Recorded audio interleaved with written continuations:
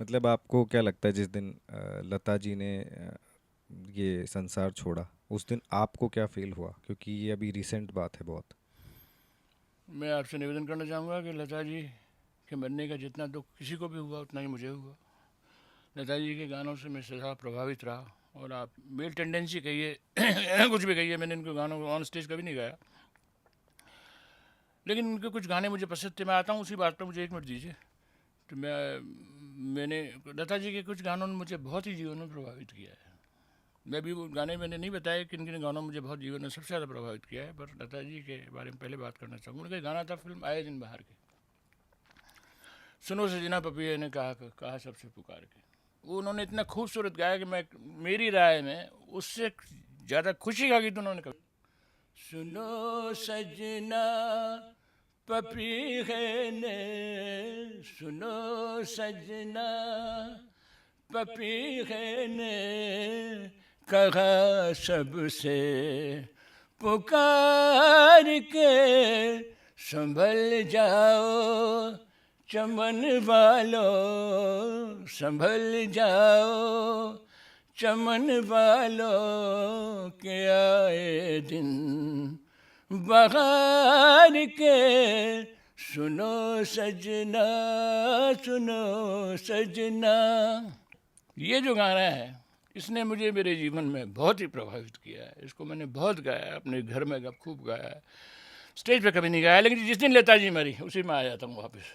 जिस दिन वो भगवान को प्राप्त हुई, जैसे इमेजिन मैं उठा था, मैंने ब्रश नहीं किया था, मैंने कहा सबसे पहले आप मोबाइल ले आओ, मैं ये गाना गाऊंगा। और मैंने ये गाना रिकॉर्ड किया, मुझे 3 घंटे लगे इस गाने को रिकॉर्ड करने में। फिर मैंने ये गाना गाया और मैं दिल में बहुत ही संतोष मुझे हुआ कि मैंने लता जी को श्रद्धांजलि दी। ये बहुत ही खूबसूरत गाना लता है। सर एक बहुत पर्सनल क्वेश्चन है आपसे। आपको लाइफ में किसी चीज़ का रिग्रेट है क्या? कभी नहीं। भगवान में मैं विश्वास करता हूँ। मुझे एट टाइम्स लोग कहते हैं कि आप, मैंने शुरू में 2 सरकारी नौकरी की हैं, मैंने छोड़ दी। मैं 10वीं क्लास के बाद ट्रांसपोर्ट इंस्पेक्टर हो गया था, जो बहुत बड़ी पोस्ट थी। मेरे पिताजी ने मुझे ये कहा कि छोड़, तुम शराब पियोगे, तुम रिश्वत खाओगे। मेरे को पहले दिन ही वापस ले आया वापस। उसके बाद मैं बाबू हो गया। सेटलमेंट डिपार्टमेंट में मेरे कमिश्नर थे तेज कुमार, नामी अफसर थे। उन्होंने ताजिंदगी मुझसे निभाई, बड़ा प्रेम रखा, सिर्फ इसलिए कि मैं जब नौकरी में लोग मांगे थे मैं छोड़ आया था। बहुत समझाया उन्होंने मेरे को, बेटे सुनो, मैंने कहा मैं नहीं कर सकता, मेरी बस का नहीं है सुबह से शाम तक कुर्सी पर बैठना। उसके बाद नहीं, मैं रिग्रेट बिल्कुल नहीं करता। मैंने उन चीज़ों के बारे में बताया ही नहीं। फिर मैं कई साल तक म्यूज़िक में करता रहा। मैंने ये फिल्मी गाने गाए कई 10-20 दफ़ा मैंने ऑर्केस्ट्रा में भी गाया, सीखने के लिए। वरना वो ड्रमर मेरे साथ बजाने को तैयार नहीं है, अगर मैं उनके साथ नहीं गाऊँगा। तो ये सब कुछ मैंने सीखा। उसके बाद जब जेब में पैसे ख़त्म हो गए, होता है कभी कभी, होता है। घर में घर बार था, संपत्तियाँ थी, लेकिन जेब में पैसे नहीं थे। मैं टूरिस्ट गाइड हो गया। मैं मुन्ना लाल के पास गया, मैंने उनसे ये कहा, मैंने भाई साहब मेरे पास पैसे नहीं है, एक पैसा जेब में नहीं है, आप मुझे तुरंत किसी काम में लगा दीजिए। मैं उनके पास बैठा था, तो बोले देखो प्रदीप, मैं तुमको बाबू नहीं बनाना चाहता अपने हाथ से। उनका जवाब ये था, मैं आपको बाबू नहीं बनाना चाहता, मैं चाहूँ इसी वक्त फ़ोन करके तुमको कह दूँ तो आप खासा कोटी चले जाओ, ज्वाइन कर लो। वो चीफ थे, लेकिन मैं तुम्हें बाबू नहीं। इतने में वहाँ एक अफसर आया और उसने कहा साहब कल के लिए कोई गाइड नहीं है, कोई स्टेट विजिट थी वही। तो वो बोले, उन्होंने मेरे तरफ देखा, इनको ले जाओ। वो इनके पास लाइसेंस नहीं है, बोले लाइसेंस छोड़ो, इनको ले जाओ आप। फिर मैंने स्टेट गैस से कोई उनको मैंने घुमाया, जयपुर दिखाया, और वहाँ से मैं उसके बाद में गवर्नमेंट ऑफ इंडिया का गाइड हो गया। फिर मैंने स्पेनिश, फ्रेंच, जर्मन, इसी केस में कविता भी मेरी फर्स्ट लैंग्वेज अंग्रेजी के अलावा फ्रेंच रही है, फिर स्पेनिश रही है, तो जर्मन फ्रेंच में रही कुछ सुना सकते हैं आप? है। फ्रेंच में कुछ सुना सकते मैं आप मुझसे बात कर लो, मैं आपसे बात कर सकता हूँ। हैं? मेरे Moi, je लिए suis très content que vous m'avez invité aujourd'hui de faire cette interview. वो C'est très très bien. Je regrette de rien. Je suis très très content. ये रिग्रेटे jamais। शुरू से पहले कि मैं राजस्थान स्कूल ऑफ आर्ट का छात्र रहा हूँ फर्स्ट ईयर का, जब सुमहेंद्र महान कलाकार 5th ईयर में थे। इसके अलावा मैंने एमए जब किया तो मेरा ancient Indian art and architecture of India, ये मेरा सब्जेक्ट था जिसमें मेरे बहुत हाईएस्ट मार्क्स थे। उस बैकग्राउंड के कारण जब मैं लेक्चर देता था बताओ टूरिस्ट गाइड, तो वो मेरे फर्स्ट ग्रुप में रॉयल ब्रूसेल्स आर्ट एकेडमी के लोग बैठे थे, और उन्होंने मेरे को फिर कहा कि तुम बेल्जियम आना पसंद करोगे? मैंने ऑफ कोर्स, मेरी जेब में चवन्नी भी नहीं है, ध्यान रखना। मैं उसको मजाक समझ के भूल गया, लेकिन 15 दिन बाद उनके वापस गए बाद मेरे को एक लेटर आया। उस ज़माने में नहीं होते थे ये दुनिया भर की चीज़ें। उसमें लिखा हुआ था कि जैसा कि हमने कहा था, मैंने उसका जवाब दिया। मैंने याद कीजिए मैंने क्या कहा था, मेरी जेब में 4 आने भी नहीं है। एक्सप्लेन किया व्हाट इज़ 4 आना। एंड मुझे एयरपोर्ट पर तुरंत सामने मुझे जिसको मैं पहचानता हूँ वो आदमी अगर नहीं मिला आप में से कोई मुझे लेने के लिए, तो मैं दूसरे जहाज़ से वापस आ जाऊँगा। मैं वहाँ चला गया, और उनकी जो एकेडमी थी उसकी जो फ्रैटर्निटी थी, उन्होंने मुझे फिर 2003 तक, जबकि अंतिम व्यक्ति उनका मर नहीं गया, मेरे को ऐसे फ्रैटर्निटी ट्रीट किया। मेरे वो लेक्चर करवाते थे इंडियन आर्ट एंड आर्किटेक्चर पे, या ओब्लाइज करते थे, आप कुछ भी समझ लो दोस्ती में। उनको मेरी नॉलेज पसंद थी, जो भी मेरी घटिया है थोड़ी बहुत नॉलेज है। और मेरे को लंदन, पेरिस, रोम सब जगह मेरे वो भाषण करवाते थे, मुझे उस भाषणों के पैसे दिलवाते थे। तो मैंने ज़िंदगी में मैं बताना चाहूँगा कि ब्रसल्स में मेन चौराहे पे, जिसको प्लाजा बोलते हैं, वहाँ मैंने एक दफ़ा यूरोप के सारे राजदूतों की और प्रधानमंत्रियों की उपस्थिति में गाना गाया था। ये वर्थ सिंग ये चीज़, वहाँ फंक्शन हो रहा था, और उनके फंक्शन का तरीका ये था कि स्टेज बना हुआ था करीब 8 फुट ऊंचा, और सीढ़ियों से ऊपर चढ़ के ऑर्केस्ट्रा लगा हुआ था, बाकी सब लोग नीचे बैठे थे। तो मैं बेल्जियम के राजा का जो अंकल जो बहुत बड़े पेंटर था, उनके साथ बड़े बड़े पेंटर थे जो मुझे साथ बैठाते थे, मैं वहाँ बैठा था फर्स्ट वीआईपी गैलरी में। तो प्रोग्राम उनका कैसे होता है, mister so and so from Germany, फिर वो आदमी आता है, फिर वो चढ़ जाता है, वो जर्मन का गाना गाता है। Mister so and so from Italy, वो आता है गाना। तो कई 10-20-25 देशों में नाम आया, मैंने कहा इंडिया को कोई पूछ ही नहीं रहा। तो मैंने क्या किया, मैं आर्टिस्ट था, मैं उठा, मेरे से 5 फुट पर था स्टेज, मैंने वो हाथ के मैंने फ्रॉम इंडिया प्रदीप, और इससे पहले कि मुझे कुछ कहे मैं सीढ़ियाँ चढ़ के ऊपर स्टेज पर पहुँच गया, और अनाउंसर के हाथ से मैंने माइक ले लिया। वो कुछ समझ ही नहीं पाया। मैंने कहा okay I will sing a song, I am from India Pradeep PRADEP, और फिर मैंने जो गाना गाया वो सुन लो आप। और वो इंग्लिश ऑर्केस्ट्रा ने मेरे साथ बजाया, लेडीज एंड जेंटलमैन मुझ पे हैं सबके नैन, सबके है दिल बेचैन कि मैं आया हूँ लेके साज हाथों में। समझ गए होंगे गाना कौन सा है? ये गाना बहुत शानदार उस ऑर्केस्ट्रा ने बजाया, वंस मोर हुई, मैंने एक गाना और सुनाया। तो क्या अचीव। तो प्रदीप जी, आपके पास बातों का सिलसिला इतना ज़्यादा है कि हमारे पास क्वेश्चन कम पड़ गए। आज के दौर में अगर आपको कोई गाना रिकॉर्ड करवाता है कंपोज़र, कोई फ्रेश कंपोजिशन दे के, तो क्या आप करोगे ऐसा कुछ? ऑफ कोर्स करूँगा, लेकिन वो उसको मेरे से बड़ी मेहनत करनी होगी। कैसे? वो ऐसे जैसे वो फ्रेम उसके कंपोजिशन के जब तक मेरे दिमाग में नहीं बैठेगा। वैसे तो आप आधे घंटे मुझे सिखा दो, 2 घंटे में रिकॉर्ड कर लेंगे, लेकिन आप चाहते हैं कि वो गाना मैं अपने दिल से गाऊं, दिमाग से नहीं, तो फिर उसमें मुझे कई दिन लग जाएंगे। फिर जब मैं कह दूंगा कि हाँ ये मेरे दिल में दिमाग में बैठ गया है, फिर आप उसे रिकॉर्ड करेंगे, चाहे वो भजन हो, चाहे गज़ल हो, चाहे कुछ भी हो, चाहे वो गीत हो, वो उसमें खूबसूरती आएगी। एक ऐसी कोई घटना बताइए जो आज तक आपको याद है और बहुत इमोशनल घटना है आपके जीवन की, बहुत इमोशनल, जिसने आपको तोड़ के रख दिया। मैं जानता हूँ ऑन कैमरा सब कुछ कहना। नहीं मेरे क्यों नहीं, क्या छुपा हुआ है, कुछ भी छुपाने की इच्छा नहीं। मैं इतना ही आपको कहना चाहूँगा कि धन का इस दुनिया में इतना महत्व है जितना होना नहीं चाहिए।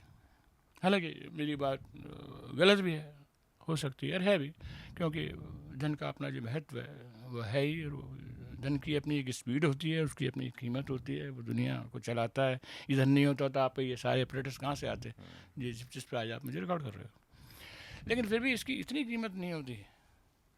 ये मैंने आपको कहा है कि कलाकार जिसमें घमंड आ गया वो ख़त्म होता कभी भी। किसी भी धनपति को कोई अधिकार नहीं है वो उससे कम धन वाले को या किसी गरीब कि किसी भी तरीके से बेइज्जती करने की कोशिश करे, उसे बराबर का आसन नहीं दे। I don't like that. मेरे सब तरह के दोस्त हैं, खरबपति भी हैं और गरीब भी हैं, जो स्कूल में भी दोस्त रहे हैं, they are all equal to me. तो मतलब आपको लगता है कि ये जो टेंडेंसी अभी ज़्यादा बढ़ रही है सोसाइटी में? बिल्कुल, ये मटेरियलिस्टिक सोसाइटी हो चुकी है। ये बहुत गलत चीज़ है। मटेरियलिज्म गलत नहीं है, लेकिन वो सोसाइटी पूरी मटेरियलिस्टिक हो जाए।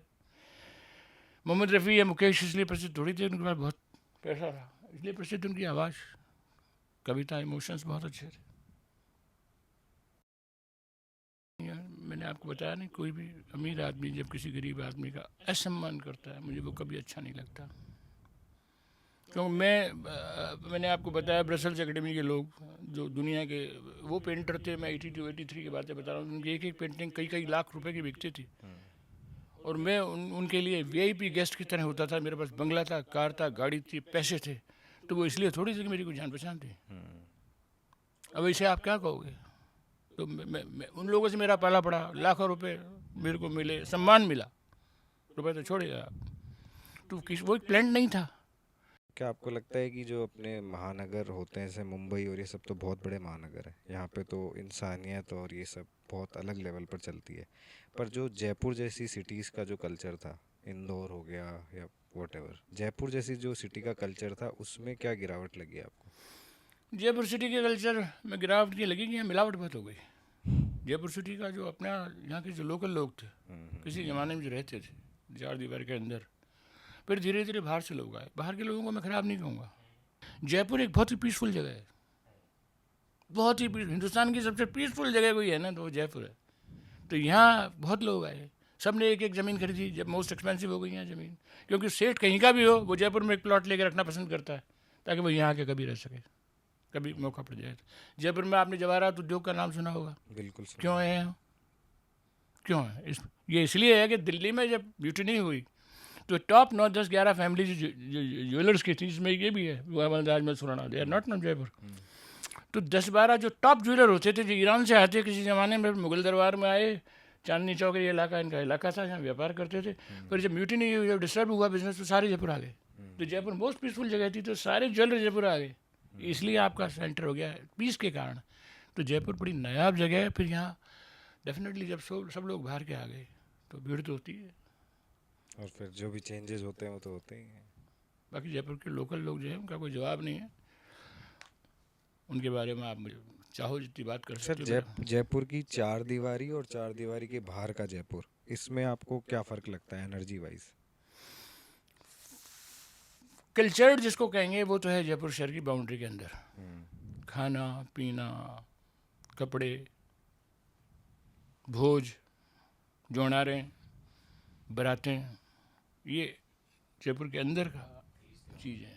तीसरी और जो कुछ भी है कल्चर, इंटैक्ट कल्चर आपको देखना है प्योरेस्ट, तो आपको चार दीवारी के अंदर देखना है। एक और आपसे, अब हम अंतिम क्षणों की तरफ बढ़ रहे हैं प्लीज़। शो में, मुझे एक चीज़ और बताइए कि जैसे आप फोक म्यूज़िक के बारे में क्या सोचते हैं, और दूसरा कि फोक म्यूजिशियन या जो भी कलाकार हैं, लोक कलाकार, उनके लिए गवर्नमेंट कुछ करती है या नहीं करती है, या प्राइवेटली कुछ लोग कुछ काम कर रहे हैं कि नहीं कर रहे हैं, ये पहले से ही ऐसा चल रहा है या अब और भी गिरावट आ गई है इसमें? देखिए जी, कलाकार के लिए पहले क्या होता था, बेस्ट कलाकार को रिवार्ड मिलता था, इसलिए कि वो बेस्ट था। अब ये आ गया जिसकी जान पहचान है उसको रिवार्ड मिलता है। ये बड़ी चीज़ इस ज़माने में हुई है। जो असली कलाकार है, जिसको कुछ आता है या जिसका संरक्षण करने की ज़रूरत है, वो तो बैठा है, उसमें रोटियाँ खाने को नहीं है। और जिस कलाकार के पास ऑलरेडी कार है, बंगला है, उसको चुपड़े जा रहे हैं बार बार। ये मैं I am not jealous of that, लेकिन हकीकत यही है। आप तो कलाओं का संरक्षण तो ख़त्म है, और आई एम सॉरी लेकिन हकीकत है। एक कलाकार का बता मुझे कहना पड़ेगा कि अगर आपकी 10-20 IAS अफसरों से जान पहचान है तो आप रोज़ प्रोग्राम कीजिए, और आप नीडी हैं, आपकी कला में दम है, तो आपको पूछ। सर आपको ये जो डॉक्टरेट की उपाधि मिली, ये सेम उपाधि रतन टाटा को कैसे मिली हुई है? ये जोरास्ट्रियन कॉलेज जो पारसियों की दुनिया में सबसे बड़ी संस्था है जो अल्टरनेटिव मेडिसिन पे काम करते हैं। बम्बई के पास संजन में उनका ऑफिस है, बॉम्बे फोर्ट में उनका बहुत बड़ा स्कूल है। वो सारी दुनिया की यूनिवर्सिटीज़ से अफिलिएटेड थे और finally affiliated to recognized by United Nations peace university Costa Rica. उन लोगों ने मुझे जाना, मैंने पर्शियंस पे कुछ लेक्चर दिए थे, और मेरी जान पहचान रूस के जो महान विचारक थे टॉलस्टॉय, उनके ग्रैंडसन यहाँ आते थे पेंटिंग्स पे काम करने, वो उनको जानते थे।